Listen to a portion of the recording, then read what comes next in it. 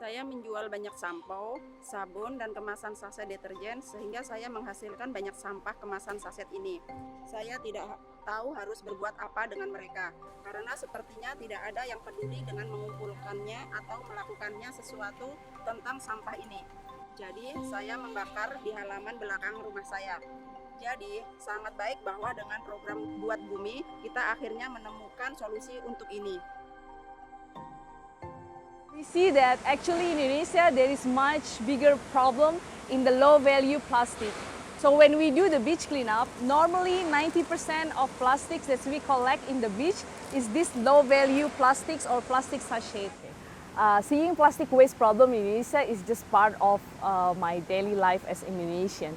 How can we transform or turn problem in plastic waste into an opportunity and transform it into new raw materials that can be later on used as a sustainable product. And at the same time, creating jobs, economic, and also social impact in Indonesia.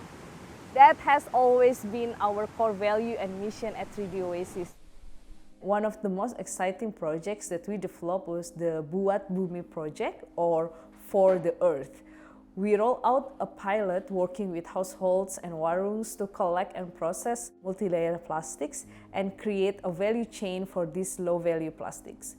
We partnered with the Alliance to End Plastic Waste on this project and immediately started making some impact on this overlooked market.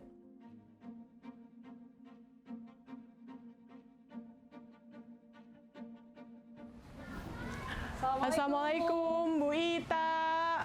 Housewives are smart, resourceful, and likes to share good things with others. They are some of our first responders to drive change within a community.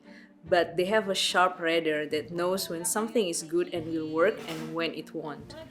They are also the ones to manage the waste in the household and are seeking a positive activity to keep them engaged.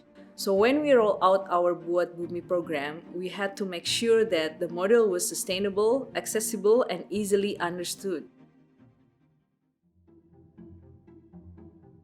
Ya, aku senang aja nyampeinnya ya kalau ada ibu ya. Karena kan suka ada perasaannya, kok Bu Ita kalau ada sampah dipungut-pungut gitu. Aku sampai minta sampah gitu ya, misalnya ngerasa sampahku dikit gitu.